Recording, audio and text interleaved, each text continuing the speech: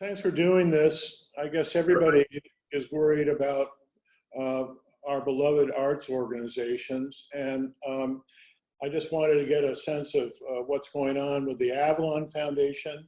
And of course, we know that the Avalon Foundation means many more things than the theater itself. Right. So, on the 12th, we made the decision that we were going to have to close down, and very shortly after, we would have been made to close down anyway. But we could see that that was the responsible thing to do, and we sort of are taking the closures in tiers. So in the first round, we did through the 24th of April. For everything that we do, everybody is employed. They're working from home, and we mean to continue with that. Today, I'm going to push it back to the end of April, just because that lines up with all the federal and state guidance that we've got. But realistically, we know that we're going to have cancellations in May as well. Just between the closure point and the 24th, there were 26 shows that we had to unsell. And as it happens, it's a lot harder to unsell a ticket than it is to sell it in the first place. The other thing that I want to just really draw out from that process is the number of people who donated back the value of their ticket rather than receive a refund. So, there are a lot of good people out there in the world, is what I am here to report. We're finding that we've got some really sort of interesting functions within this health crisis. MCTV is actually pretty busy between the town council meetings and the county council meetings. We're now the only way that anybody can see those meetings. The other thing that we're doing is pretty regular video updates from the emergency management team in Talbot County. The other piece that is out there that we're pretty excited about actually is regarding the farmers market. We really over the years designed our farmers market and set it up in such a way that it would be a really social and interactive kind of an environment. People bring their dogs there, they meet their friends, they drink coffee, they listen to live music. There's a lot of things apart from buying turnips that happen at that farmers market the way we set it up. And obviously none of that is appropriate at this moment.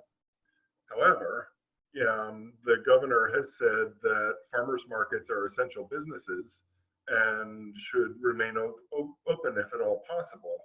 And so, and certainly, we've heard from a lot of people in the agricultural community who are producing product, and their supply chains or their distribution chains are interrupted. A lot of people who sold to restaurants, for example, the Nice Farms guys, that their biggest client was Rise Up.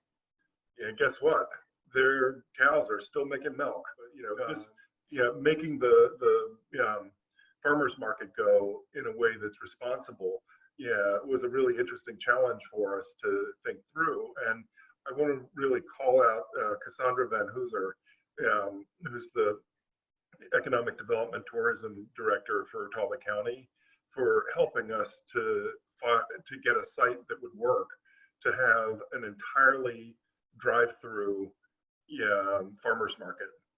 So if you can picture just off of Glebe Road, the old Black & Decker building, now it's the business center, there's an enormous parking lot behind it.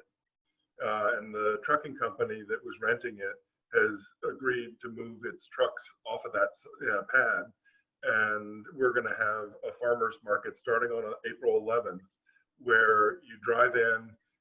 If you've called in your order beforehand, then maybe they're just going to hand you a box that goes into through the window. You don't even get out of your car in this. Is there a website for this? There is going to be. We have obviously been putting this together pretty quickly. We only got the go ahead over this weekend that we even could do this. So, and again, Cassandra did really great work to get it. It's amazing. Yeah, Talbot County actually, and because the property is now owned by the airport, the FAA had to sign off on it. Yeah, along with the Talbot County and the FAA within 8 hours. That's where we are in terms of the sort of hunkered down position that we're in right now. Yeah, because the artist guarantees that we have out there, we would owe for that, whether the event happens or not, the way the contracts are typically written. And we have not had a single artist require us to pay them for cancellations. Yeah. So everybody is being super cool about it to the degree, and the Avalon really relies on its contributed income to cover its labor and overhead. And so far, all of our major donors have committed to continuing to support us. And there's some people who have just sort of reached out that are surprises too. So, right now, and again, this could change too, but for the time being, it feels like the contributed income is relatively stable for us. And so that means that we can sustain for longer, as long as that remains true. The earned income, which is about 2/3 of our whole budget, mostly goes to making the programming happen. So, and if we're not having to pay out guarantees and we're not receiving dollars in, it kind of nulls out to even. So, we're in a fortunate position, which is that we really can just stop for a period of time, and eventually it isn't true anymore. But for what we think is likely, we are going to come out the other end of this. And what we really want to make sure is that once we do get to bring things back into more normal times, that we have the staff there ready to bring it all back. Because, well, as I say, I'd love to keep in touch with you all. Yeah. Thank you, Al. You're very welcome.